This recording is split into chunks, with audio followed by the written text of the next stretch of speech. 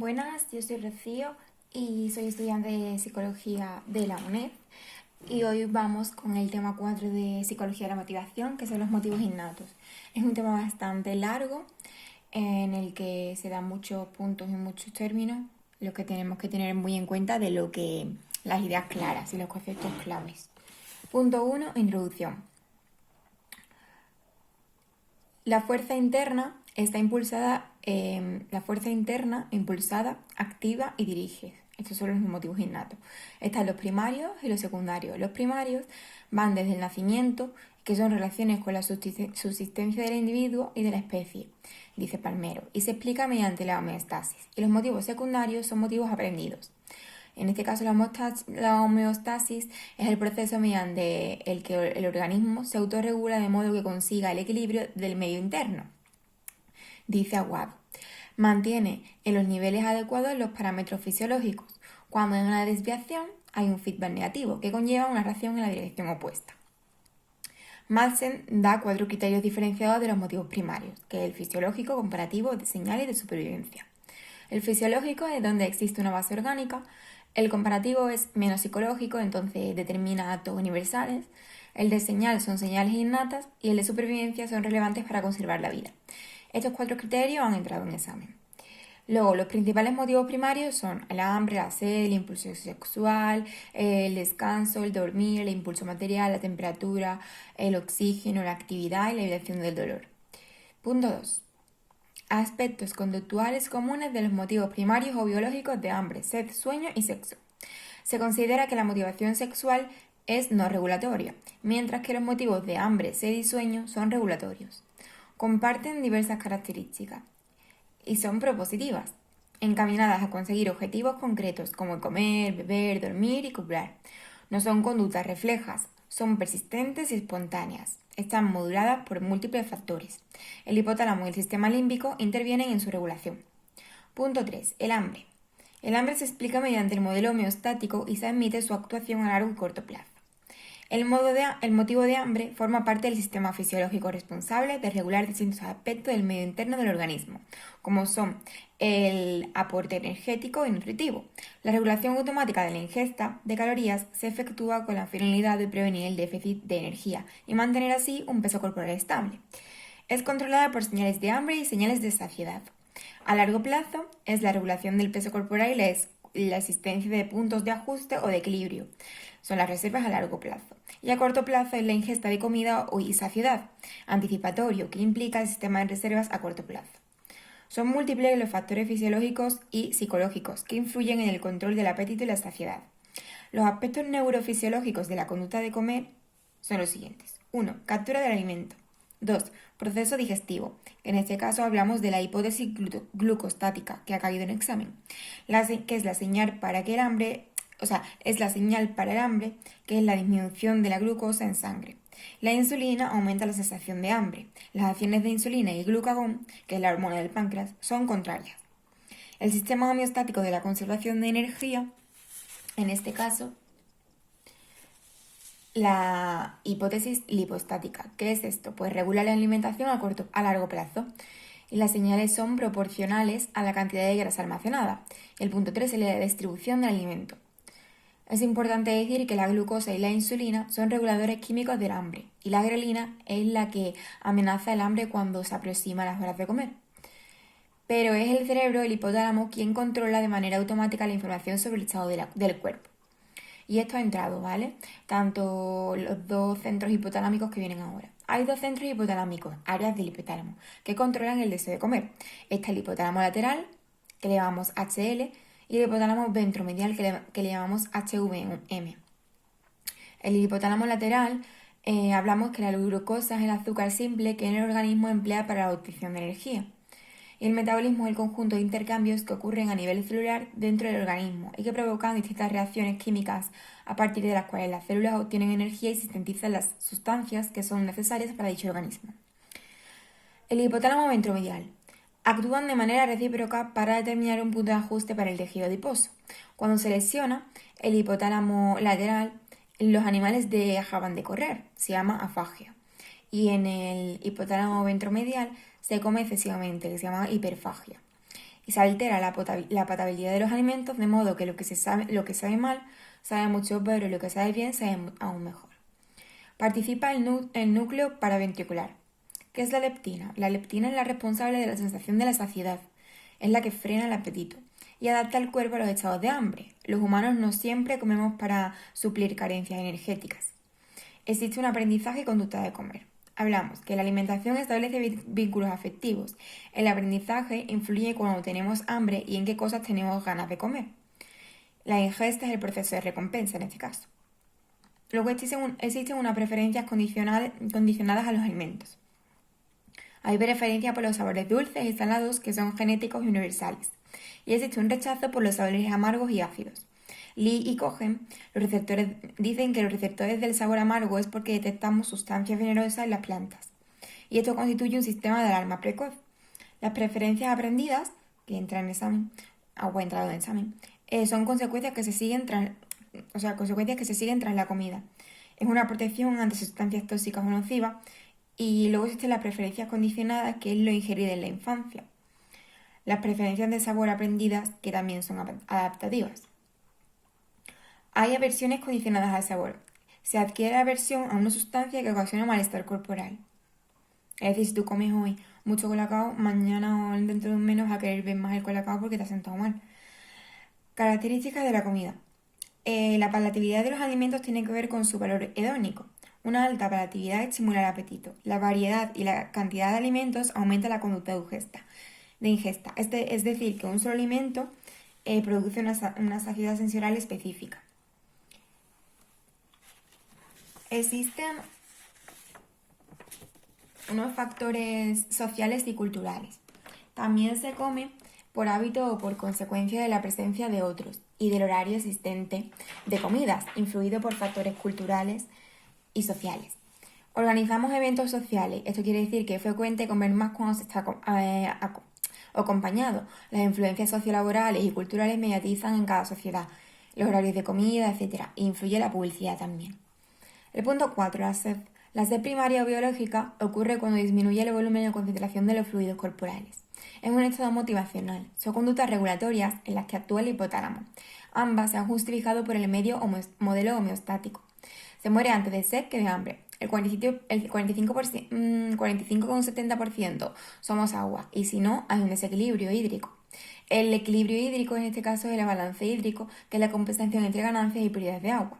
Las ganancias vienen por el agua ingerida, de la contenida de los alimentos y del agua metabólica. Las pérdidas se deben a la evaporación, que es la respiración, o la transpiración, que es el sudor, y también a la secreción, que es las heces y la orina. La necesidad biológica de sed se produce cuando ocurre una pérdida de agua por debajo del nivel homeostático óptimo. Conducta de beber motivada por la existencia de un déficit orgánico. Las células del cuerpo contienen 2/3 de agua corporal, que es el líquido intracelular, y el tercio restante se encuentra fuera de las células, el líquido extracelular. El líquido extracelular comprende el líquido cefalorraquídeo, que es el que rodea el cerebro y la médula, el líquido intersticial, que es el que está entre las células, y el líquido intravascular, que está en el plasma sanguíneo. Hay 4 comportamientos separados por barreras semipermeables. En condiciones normales, el líquido intersticial es isotónico en relación al líquido intracelular. La isotonía da lugar a la hipertonía. El líquido intersticial pierde agua y esto lleva a hipertónico. El líquido intervascular aumenta y lleva a lo hipotónico. El líquido pasa a través de membranas semipermeables. El sodio pasa entre líquido intersticial e intravascular y no puede entrar en el interior. El volumen de líquido intracelular intracelular e intravascular está regulado. Esto entra en examen. En la regulación de la ingesta de agua se da un punto de ajuste o equilibrio, como el alimento. ¿Su función cuál es? Evitar la deshidratación, esto es, reducción del volumen fluido intracelular. Y la hipovolemia, ¿qué es esto? Pues es la reducción del volumen intravascular provocada por la privación del agua. Dado que intervienen tanto el agua como el sodio, se han propuesto 2 mecanismos de corrección relacionados en la ingesta y la excreción tanto de agua como de sodio, que en este caso pues la sed volémica y la sed osmótica. La sed volémica es cuando disminuye el volumen intravascular, conlleva la pérdida de agua y de sodio e implica apetito de sal. y la sed osmótica es cuando la concentración del líquido intersticial aumenta. Los riñones regulan el nivel de agua y el sodio. En el organismo, la aldosterona es la hormona secretada por la glándula suprarrenal y la vasopresina es la hormona secretada por la neurohipófisis, que controlan la cantidad de agua y de sodio excretado. La aldosterona controla la regulación del metabolismo y el equilibrio hídrico, regula los niveles de sodio cuando su nivel de secreción es bajo. El sodio es liberado mientras que su nivel de secreción es alto cuando se retiene el sodio. En este caso, la vasopresina es la hormona antidiurética que en el caso de la excreción de agua lleva a la excreción de agua por los riñones. Su nivel de secreción es alto cuando el organismo está deshidratado, retienen todo el agua posible. Cuando el nivel de agua en el organismo es elevado, la vasopresina no es segregada, sino que excreta el agua sobrante. La saciedad, pues son señales de la saciedad, que existen datos que avalan que el control de la saciedad interviene en los receptores situados en el hígado y en el intestino delgado. Conducta de beber motivada por factores de aprendizaje, sociales, culturales y estimulares.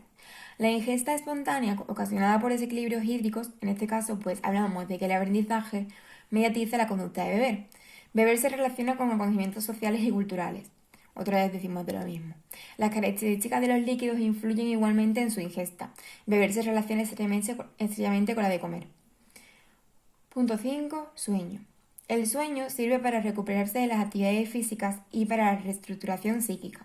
Es una necesidad básica para la supervivencia. Es un proceso activo que permite sistematizar y clasificar lo que se ha ido adquiriendo a lo largo del día. El sueño es un motivo biológico que parece desempeñar funciones tanto de la restauración fisiológica como de reestructuración psíquica, por lo que constituye un proceso activo. Factores relevantes en relación al sueño. Factores fisiológicos, físicos y fisiológicos. Ritmos circadianos. Existen ritmos de oscilación diarios, que son 24 horas, que se llamaría ciclo sueño-vigilia. Tiempo transcurrido sin dormir. El sueño es un estado dinámico que sigue un ritmo biológico y hay 5 fases. La fase del sueño. William Demen y Nathaniel Klitman hablan de la fase 1 a la 5. Fase 1. Está compuesto por ondas rápidas e irregulares de baja amplitud. La somnolencia o adormecimiento llevan a las ondas teta. La transición sueño-vigilia existe aquí y los párpados se abren y se cierran. Se puede responder verbalmente, hay tono muscular, el sueño es poco o nada reparador. En la fase 2 es un sueño ligero, más profundo. Disminuye el ritmo electroencefálico gráfico y hay explosiones de actividad rápida y rítmica de las ondas cerebrales. Aquí existen los usos del sueño y complejos K. El sistema nervioso bloquea las vías de acceso de la información sensorial y reduce el tono muscular. El sueño es parcialmente reparador. En la fase 3 aumenta el bloqueo sensorial, que se llaman ondas delta. Son inferiores a 3,5, lentas y grandes, y el tono muscular es reducido al 20% al 50%. En la fase 4 hay mayor profundidad del sueño y las ondas delta son superiores al 50%. Están desorientadas. Hay un fenómeno de rebote, hay un cansancio, fatiga, una depresión, un malestar físico.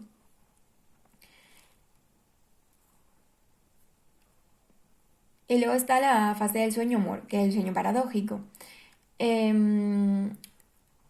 Nathaniel y Kleitman dicen unas características, ¿no? Que como son los movimientos oculares rápidos, la desincronización del EEG parecido a vigilia, esto cae en examen, atonía muscular, secreción vaginal en mujeres y erección en hombres, se activa la amígdala y el sistema límbico, la privación del sueño. Mira, hay rebote, disminución de recuerdos, nos sentimos torpes y difícil de retener.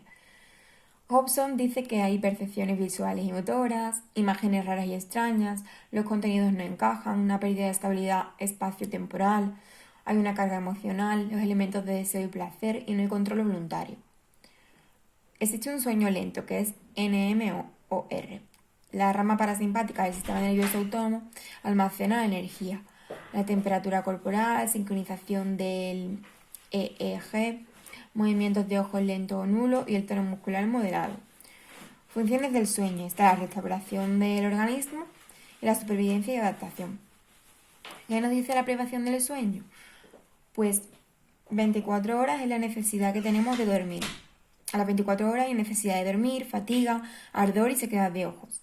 A los 2 o 5 días existen alteraciones en la visión, sueños en vigilia, problemas en lectura o escritura, y a los más de 5 días existen las alucinaciones y los delirios. Punto 6. El sexo. No existen mecanismos homeostáticos a corto plazo.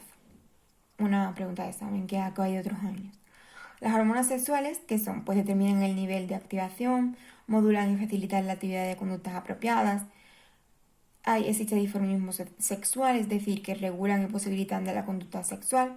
Existen dos tipos de afecto, el organizador y el activador. El organizador es el periodo prenatal y el activador a lo largo de la vida. El sexo es para la mayoría de las personas uno de los reforzadores más poderosos que tenemos.